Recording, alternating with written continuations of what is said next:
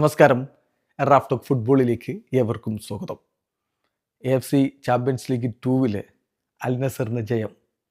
Cristiano Ronaldo ഇല്ലാതെ ഇറങ്ങിയ ടീമാണ് ഇറാഖി ക്ലബ്ബായിട്ടുള്ള അൽ സോറയെ അവർ ഏകപക്ഷീയമായ 2 ഗോളുകൾക്ക് തോൽപ്പിക്കുമ്പോൾ ജാവോ ഫെലിക്സ് ഗോൾ അടിച്ചു, സാദിയോ മാനയുടെ അസിസ്റ്റ്, പിന്നെ അൽ ഖൈബരി ഒരു ഗോൾ അടിച്ചു. അങ്ങനെ 2-0 വിജയമാണ് അവർ സ്വന്തമാക്കിയിരിക്കുന്നത്.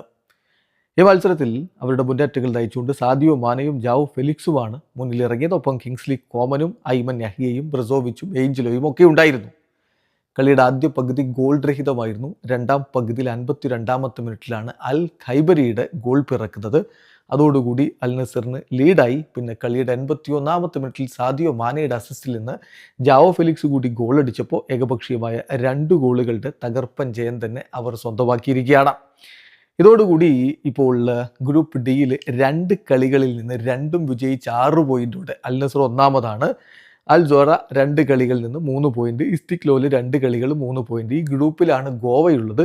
ഗോവ ഇന്നലെയും പൊട്ടി ഇസ്തിക്ലോലിന് ഏകപക്ഷീയമായ 2 ഗോളിന് പരാജയപ്പെട്ടതോടുകൂടി ഗോവ ഇപ്പോൾ ഈ ഗ്രൂപ്പിൽ ഏറ്റവും അവസാന സ്ഥാനത്താണ്. എന്തായാലും ക്രിസ്ത്യാനോ റൊണാൾഡോ ഇനിയിപ്പോൾ ഗോവയിലേക്കുള്ള അൽ നസറിൻ്റെ ആ ഒരു എവേ മത്സരത്തിനായിട്ടുള്ള വരവിൽ ടീമിൽ ഉണ്ടാകുമോ എന്ന് ആരാധകർ ഉറ്റുനോക്കുന്നുണ്ട്. പക്ഷെ അതിന് ഒരു സാധ്യതയുമില്ല.